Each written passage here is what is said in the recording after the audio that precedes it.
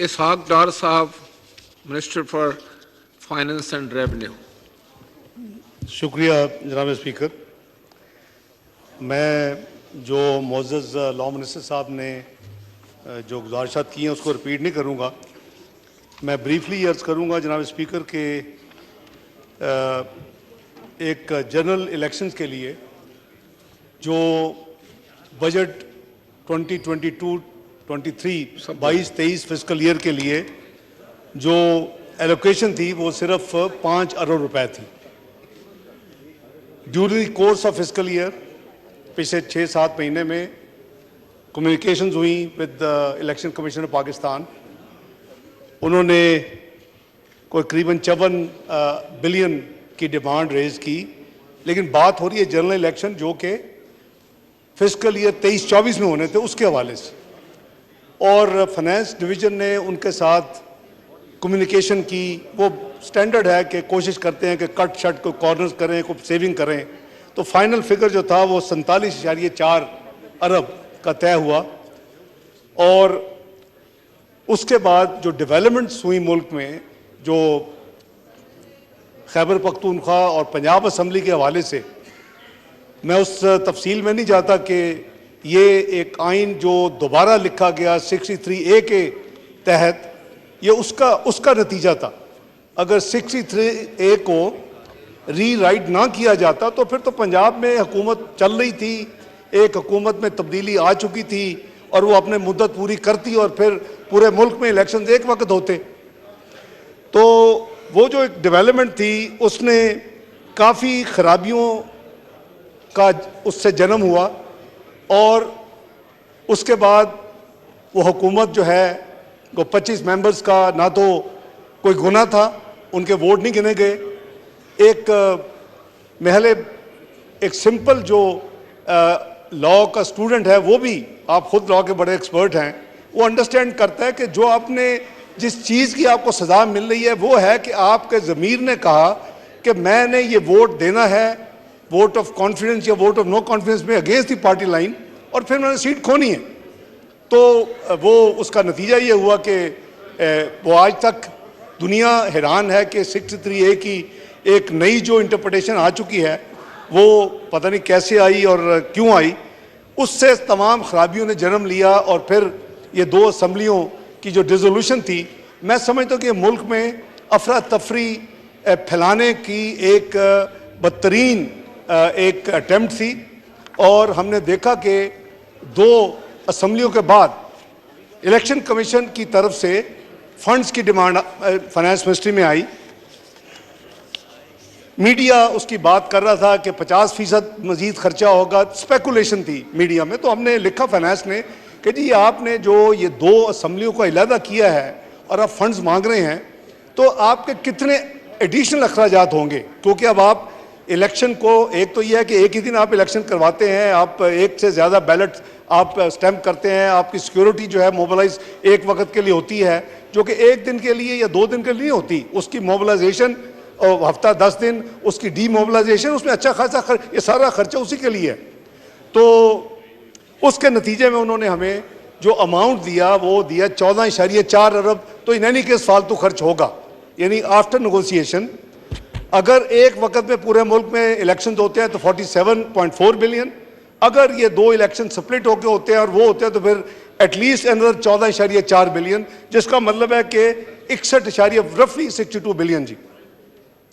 तो इस प्रोसेस में जब एक पिटीशन फाइल हुई और एक ऑर्डर आया 4 अप्रैल को, तो उस वक्त इस मुअज़्ज़ज़ ऐवान ने 6 अप्रैल को एक करारदाद पेश की और जो पास किया वो रेजोल्यूशन, उसके मुताबिक फेडरल गवर्नमेंट को, और जिसके नतीजे में फाइनेंस मिनिस्ट्री बाउंड हो गई कि ये पेमेंट जो है ये हम पेमेंट नहीं करेंगे।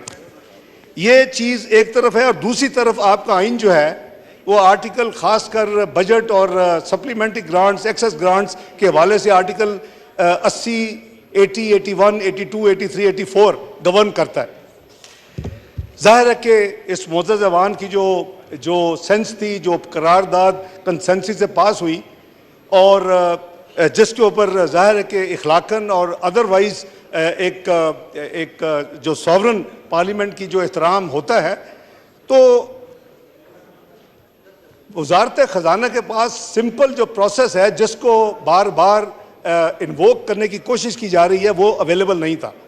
यानी कि पूरे साल में जब आप एक यानी बजटेड अमाउंट से आगे जाते हैं तो या टेक्निकल सप्लीमेंट्री होती है, वो मिनिस्ट्री अपना किसी खर्च को कम करती है, कहती है इधर से हम काट लेते हैं, फलां मद में हमें दे दें, या इंटर मिनिस्ट्रियल भी होती हैं, दोनों मिनिस्ट्रीज की कॉन्सेंट होती है, या फिर प्योर सप्लीमेंट्री होती है कि अगर वहाँ अगर रखा है आपने 5 अरब तो आपको चाहिए और 20 अरब, तो वो एक प्योर सप्लीमेंट्री है कि आपको वो उसके बजट के अंदर नहीं, आपको एक्स्ट्रा देना है। तो ये वो प्रोसेस था जिसके लिए बाय द वे ना कि कोई समरी किसी ने मूव की, इलेक्शन कमीशन पाकिस्तान ने, ना किसी और जगह से कोई, तो ईसीसी या काबीना हवा में तो नहीं कर सकती। देयर इज अ प्रोसेस, और प्रोसेस फॉलो होता है। प्रोसेस ये है कि इस तरह की जो सप्लीमेंट्री आती हैं, डजन्स आती हैं और हर महीने आती हैं, टेक्निकल भी आती हैं, रेगुलर भी इक्का दुक्का आती है। कोशिश होती है हुकूमत की और वजारत ख़जाने की कि regular supplementaries unless totally unavoidable वो आखिरी क्वार्टर से पहले ना दें, वो मैनेज करे 3 क्वार्टर से फिस्कल डिसिप्लिन। तो ये जो सप्लीमेंट्रीज के कोई डॉक्यूमेंट नहीं, तो ब्रेनस्टॉर्मिंग की गई। ये फैसला ये हुआ कि एक ही तरीका है कि कोई इंस्ट्रूमेंट ऐसी ढूंढी जाए, हवा में तो नहीं आप जाके कह सकते। अब ये अगर कोर्ट का ऑर्डर है कि पैसे दे दें, तो make no mistake, nobody can give money unless there is a process and procedure followed as per the constitution and the law.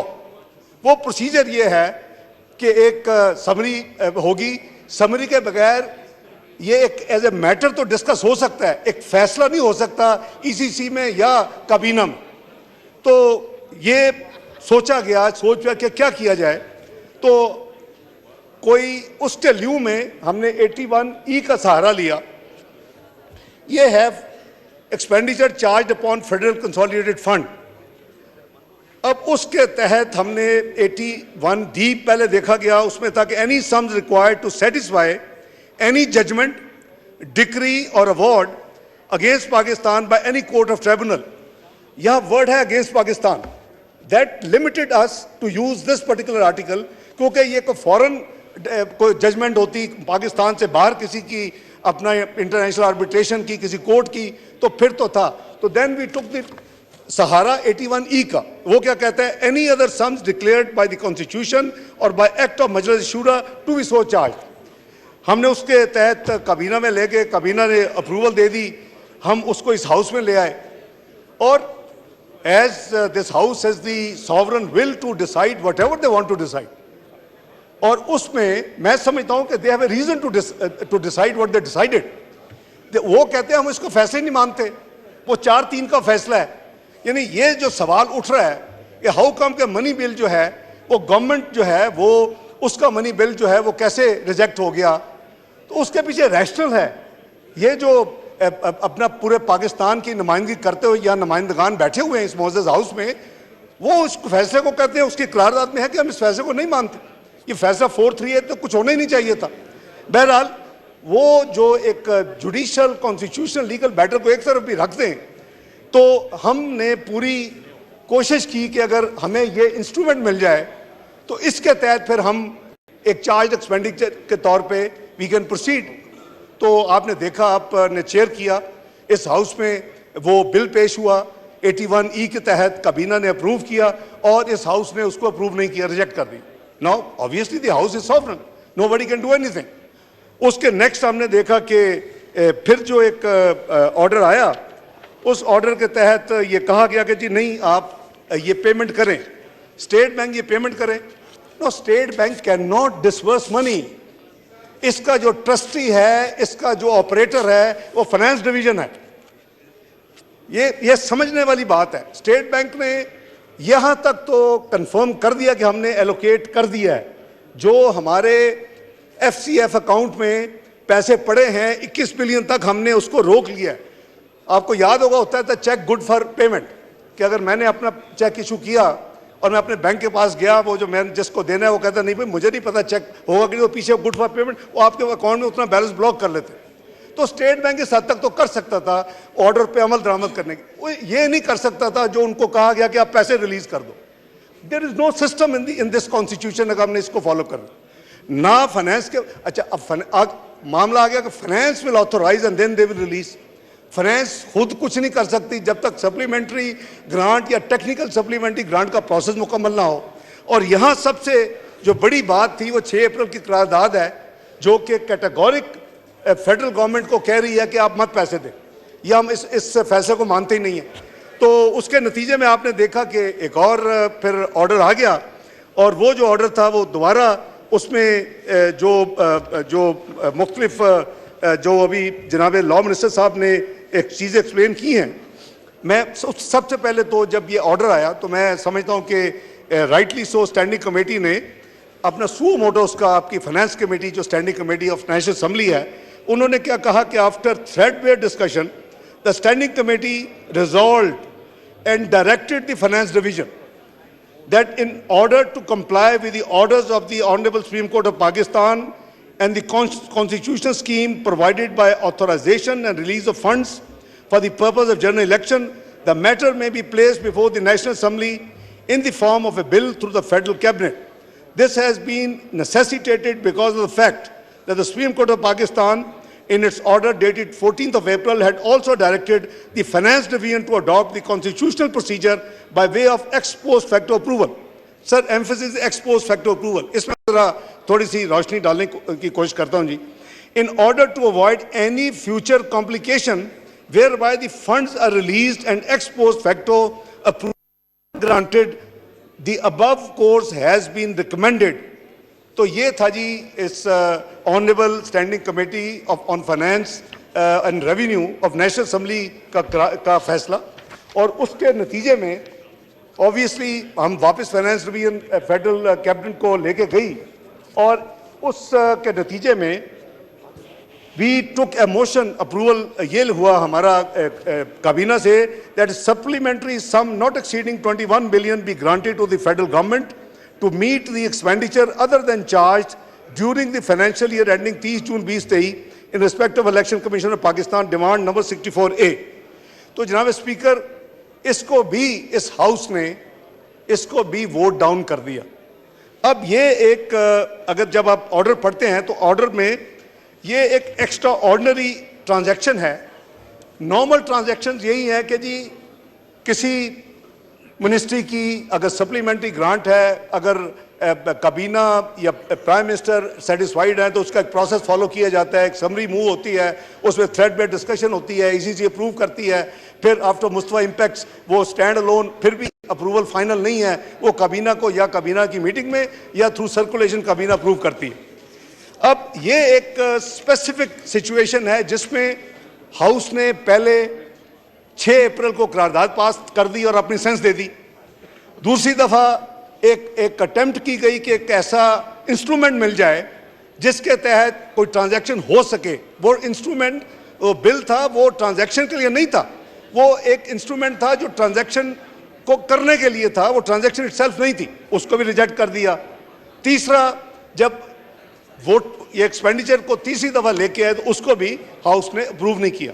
तो मैं समझता हूं कि ये इन हालात में अभी जो लेटेस्ट ऑर्डर है कि जी ये पेमेंट जो मैं आपकी इजाज़त से ये ज़रा चंद अल्फाज पढ़ देता हूं जी।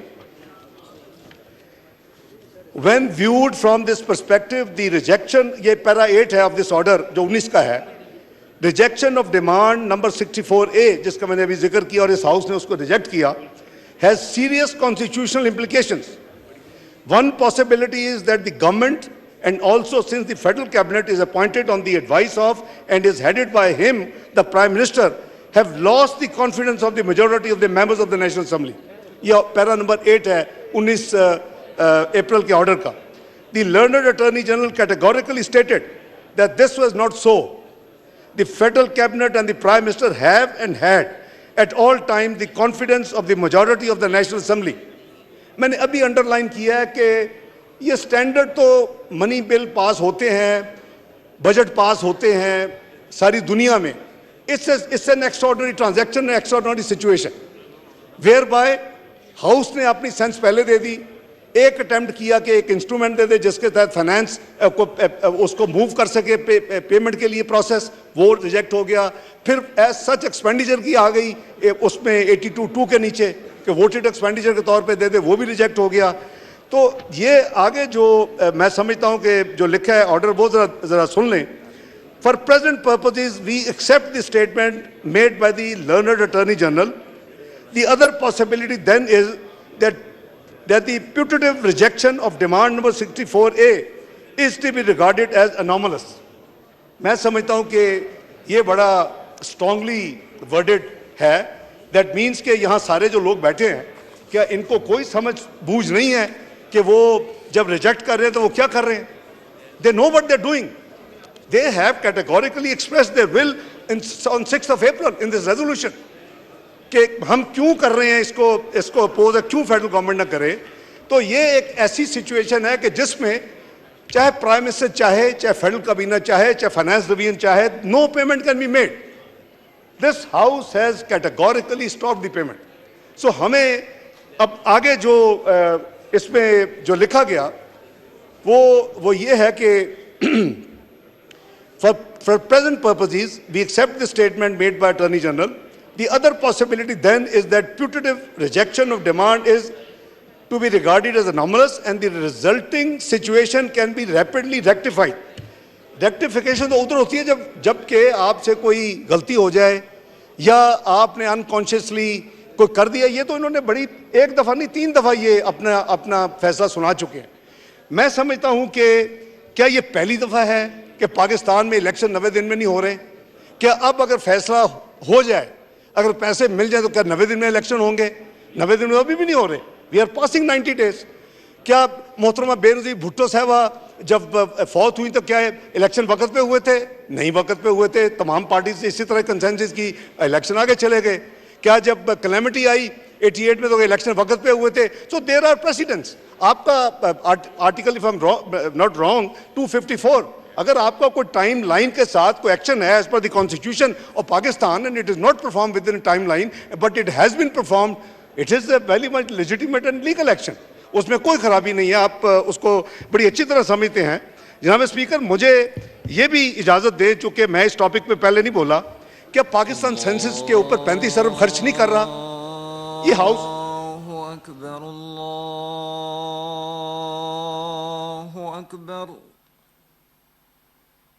Allahu Akbar, Allahu Akbar. Ashhadu an la ilaha illallah.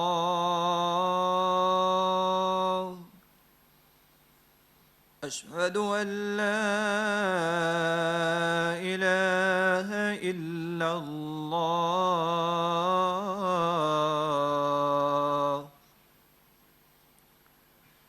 Ashhadu anna Muhammadan Rasulullah.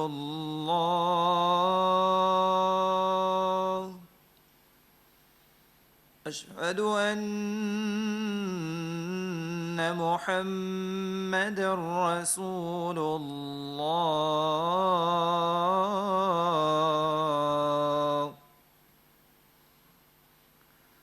حي على الصلاة. حي على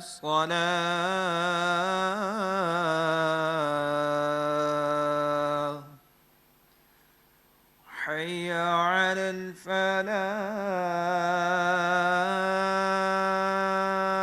الفلاح. حي على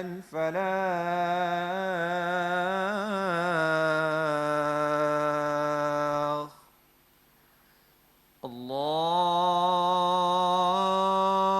الله أكبر، الله أكبر. لا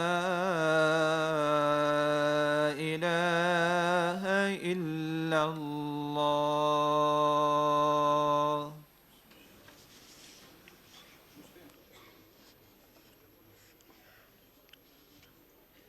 जी जनाब इसाक डार साहब।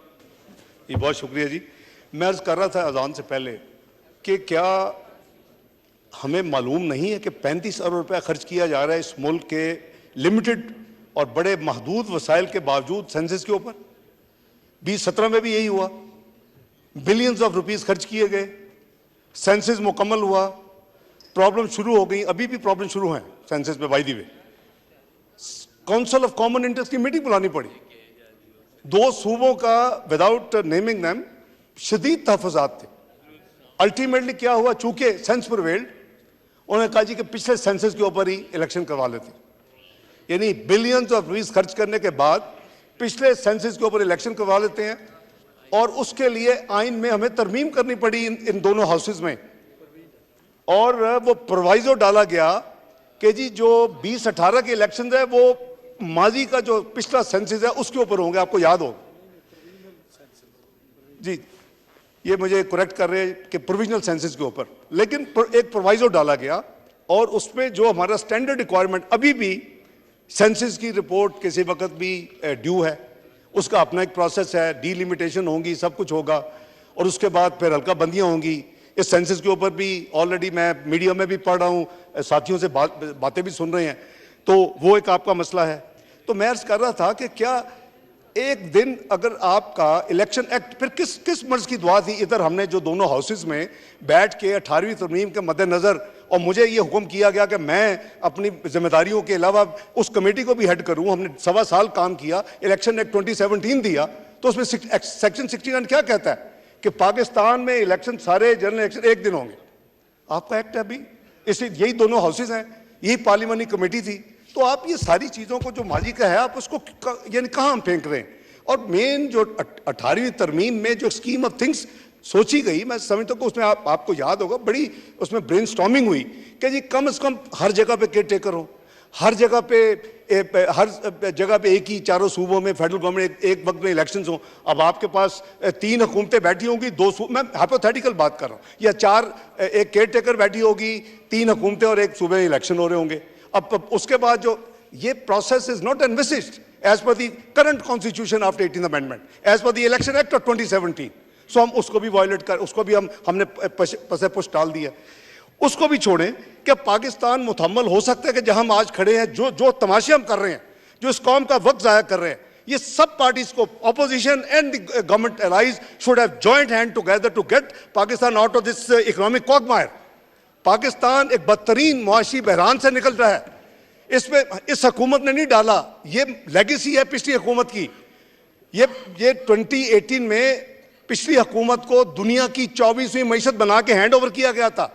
उनको 2% फूड इन्फ्लेशन पे हैंड ओवर किया था पाकिस्तान, उनको 4% जनरल इन्फ्लेशन में हैंड ओवर किया था पाकिस्तान, उनको 6.25% पॉलिसी रेट में हैंड ओवर किया था पाकिस्तान, उनको बेहतरीन stock market of south Asia पे हैंड किया था Pakistan, 5th best of the world hand किया था पाकिस्तान। आज हम किधर खड़े हैं? आज हम जो 126 बिलियन की पाकिस्तान की स्टॉक एक्सचेंज की वैल्यू थी, वो इस 5 साल में, पिछले 5 साल में जो इसमें ड्रामे हुए इस मुल्क में, पनामा ड्रामा, डॉन ड्रामा, और जो यानी एक इलेक्शन चोरी करना, एक अपने सिलेक्टेड को ला के बिठाना, और मुल्क में जो तबाही हुई है, आज हम किधर खड़े हैं? 5 साल के बाद दुनिया की 24वीं मईशत, आज दुनिया की 47वीं मईशत छोड़ के पिछली हुकूमत गई है, जब नए वज़ीर आज़म को पाकिस्तान मिला। 47th इकॉनमी, ये रोने का मुकाम है। चाहिए तो ये था कि सारे मिलके इस मुल्क को, अब कभी कोई एक इशू खड़ी हो जाती है, अनफॉर्चुनेटली एक नेशनल क्लैमिटी भी आ गई। अभी वज़ीर आज़म शहबाज शरीफ ने अभी कोशिश शुरू की थी और अल्लाह ताला की तरफ से एक फ्लड क्लैमिटी आ गई। तो बात ये है कि कौन सी ऐसी कोई बहुत बड़ी आफत आ जाएगी कि अगर इलेक्शन एक दिन में नहीं होंगे? इलेक्शन एक दिन में हो सकते हैं, केयर टेकर माजी में भी 1-2 मिसालें मौजूद हैं। इस वक्त जनाब स्पीकर, पाकिस्तान जो है वो जिस भंवर से गुजर रहा है, ये मैं आज फिर रिपीट कर रहा हूं, मैंने इस फ्लोर पे कहा था, 5 साल पहले मेरी बात मानी होती, आज पाकिस्तान इस मुआशी मुश्किल में नहीं होता। आज पाकिस्तान के फॉरेन एक्सचेंज रिजर्व $24 बिलियन पे होते। I can prove with mathematics and the statistics and the data and the evidence. इस मुल्क को तबाह करने वालों को एक्सपोज करना चाहिए, उनको लाएं पब्लिक में आके, आवाम से माफी मांगे। ये चंद बंदों का खेल था, जिन्होंने डॉन का ड्रामा किया, जिन्होंने पनामा का ड्रामा किया, जिन्होंने मियां नवाज शरीफ को डिस्क्वालीफाई किया, जिन्होंने मेरे ऊपर 20 साल टैक्स रिटर्न ना फाइल करने का झूठा इल्जाम लगाया। बात यह है कि वही पाकिस्तान आज कुछ और पाकिस्तान होता। चाहिए तो ये था कि प्रेडिक्शन दे के 2030 में पाकिस्तान दुनिया के जो प्रीमियम क्लब है G20 का मेंबर होगा। मैं नहीं कह रहा, ये प्राइस वाटर्स कूपर्स की रिपोर्ट है। चाहिए तो ये था कि सब मिलके इसको टाइमलाइन को रिड्यूस करते, 20, 25, 26 में जिस स्पीड से आपका मुल्क जा रहा था आप इजीली उसके मेंबर होते। आज आपका नेबर कंट्री इंडिया उसका मेंबर है और वो 5वें नंबर से 4थे नंबर पे चला गया। तो जनाब स्पीकर, पाकिस्तान के मुआशी मसाइल जो हैं वो इस हुकूमत के किए दिए नहीं है, it's a legacy they inherited. And उसको जाहिर है, it's not a electricity switch on end off button कि जी ये आए हैं तो एक स्विच ऑन करेंगे और स्विच ऑफ करेंगे तो ये सारा ठीक हो जाएगा। They trying their best. दुनिया परेशान है कि ये पाकिस्तान कैसे डिफॉल्ट नहीं होगा। अंदर से भी वही आवाजें आ रही थी पिछले 1 साल में और बाहर से भी यही आवाजें आ रही थी, डिफॉल्ट डिफॉल्ट डिफॉल्ट, बॉन्ड पे नहीं होगा, ये पेमेंट 1 बिलियन की नहीं होगी। अल्लाह के फल से एक पेमेंट 1 मिनट डिले नहीं हुई पाकिस्तान की जब से वज़ीर-ए-आज़म शहबाज शरीफ ने जिम्मेदारी उठाई है। तो जनाब स्पीकर, मैं समझता हूँ कि किधर है हुब्बुल वतनी, किधर है पाकिस्तान का फिक्र। आज बिखरे पड़े हैं। इलेक्शन, व्हाट इलेक्शन, क्या हो जाएगा इलेक्शन अगर 3-4 महीने बाद हो जाएगा तो क्या, कौन सी मुसीबत है। Let the election be in October, कुछ नहीं होगा।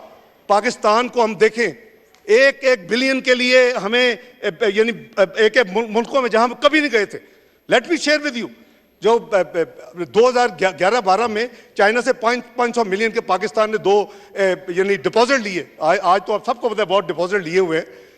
वो 500 मिलियन जब मैंने पहले साल मियां नवाज शरीफ साहब थे 10 प्राइम मिनिस्टर पाकिस्तान साइन करते थे, पहले यूसुफ गिलानी साहब कहते, शादाब ने भी एक किया और एक दफ़ा उसका एनुअल रोल ओवर होता था। जब मैं दूसरे साल मियां नवाज शरीफ के पास गया, उनका डॉक्टर साहब मेहरबानी करें अगली दफा मुझे साइन न करें, पैसे वापस कर। This was PMLN policy in 2014, 15, 16। हमने तो किसी से जाके पैसे नहीं मांगे, ये पिछली हुकूमत ने ये काम शुरू किया और जाके छोड़ दिए हमें, चंद रिजर्व छोड़ के चले गए और फिर बड़ी डटाई के साथ मुल्क में सियासत कर रहे हैं। भाई आप अपनी शर्म आनी चाहिए कि आपने पाकिस्तान को किस नहज पे पहुंचा दिया, 24वीं इकोनॉमी से 47वीं इकोनॉमी। तो मैं समझता हूं कि हमारी प्रायोरिटीज जो हैं वो बिल्कुल सीधी नहीं है। यानी पॉलिटिकल पार्टी ने एक ने तमाशा लगाया हुआ है, उसको अपना सोचना चाहिए कि मैं जिम्मेदार हूं इस तमाम तबाही का। और अल्लाह के फजलो करम से कोई हम नाउमीद नहीं है। जो कर्व डिक्लाइनिंग था वो रुक चुका है। दुनिया परेशान है कि ये कैसे अपनी कमिटमेंट्स वक्त पे पूरी कर रहे हैं, हालांकि हम पूरी तरह इनको स्क्वीज कर रहे हैं। ये IMF जो था, ये स्टाफ लेवल एग्रीमेंट से पहले तो कभी प्रायर एक्शन होते ही नहीं थे। ये पहली दफा है, मैंने 25 साल में डील कर रहा हूं कि जी प्रायर एक्शन सारे करे, अच्छा वो भी हो गए, अच्छा जी अपने दोस्तों से लिखवा के दे दे वो भी। तो agenda is something different. We should be, हमें अपनी अकल होनी चाहिए कि हमने अपने मुल्क को खड़ा करना है और मुल्क को खड़ा करना है एक कॉमिटी ऑफ नेशन में इज्जत और एहतराम के साथ। और पाकिस्तान में कैपेसिटी है। आप अल्लाह ताला के फजलो करम से टाइम जितना भी थोड़ा है, यू विल सी के एक्शंस होंगे। पाकिस्तान सॉवरन वेल्थ फंड बनाएगा मियां शहबाज शरीफ की क़यादत में, जो दुनिया देखेगी। It's a matter of months only. तो बात यह कि हमें आगे चलना है, हम पीछे नहीं जा सकते। लेकिन ये जो वेस्ट है ना, आधे से ज्यादा वक्त इस लिटिगेशन में लगा हुआ है। आधे से ज्यादा वक्त काबीना का भी, आधे से ज्यादा वक्त मिनिस्ट्रीज का भी, आधे से ज्यादा वक्त पार्लियामेंटेरियंस का भी। वो भी काम करने दो, मुल्क को इस क्वागमार से निकालने तो वो नहीं है। तो यही है कि इनको इसी चक्कर में बिजी रखें। तो मैं समझता हूँ जी कि कोई भी economic, social, political, any parameter आप ले लें, इट डज नॉट जस्टिफाई कि जी जो कुछ हो रहा है ये हो। हैविंग सेड दैट, मैं ज़्यादा वक्त नहीं लेता। मेरी गुजारिश ये है कि अब जो लेटेस्ट डेवलपमेंट है, जहाँ पे वज़ीर आज़म बैठे हैं, ये और बाकी साथी हैं अपने व्यू देंगे, लेकिन दिस हाउस शुड डिसाइड। आपने एक रेजोल्यूशन के जरिए वज़ीर आज़म को, काबीना को मना किया। आपने एक इंस्ट्रूमेंट यहाँ काबीना लाई, उसको आपने रिजेक्ट किया। आपने डिमांड लाए वो वोटिंग एक्सपेंडिचर, आपने उसको नहीं किया। तो आप बताएंगे कि क्या करना है। मेरी आपके तवज्जुह से मोअज़्ज़ज़ हाउस से ये गुजारिश है कि कल तक हमें गाइड करें कि हम क्या करें। मैं या काबीना में कभी काबीना को ये नहीं मशवरा दूंगा मैं कि जी आप कोई अनकॉन्स्टिट्यूशनल काम करें। जो कहा जा रहा है वो अनकॉन्स्टिट्यूशनल काम है। ये आप अस्यूम नहीं कर सकते कि जी आप जाएं और आप सप्लीमेंट्री ग्रांट के तौर पे दे दें और फिर जून में ये कोई गुलाम है बैठे हुए कि ये हमारी बात मान के चौथी दफा फिर उसको वोट दे देंगे, नहीं हम पास कर देते। क्यों? इन्होंने किया है, इसलिए ये एक एक्सेप्शनल ट्रांजैक्शन है। There is already a history. We simply can not. We simply cannot disperse this money. तो मेरी गुजारिश ये है कि ये हाउस अपनी विजडम और अपनी प्रूडेंस के साथ गाइड करे फेडरल गवर्नमेंट को और जनाब प्राइम मिनिस्टर साहब को कि हम क्या रास्ता इख्तियार करें इसके नतीजे में, क्योंकि कल जो डेट है close of 27th, we have to just do whatever we have to do. बहुत शुक्रिया जनाब स्पीकर।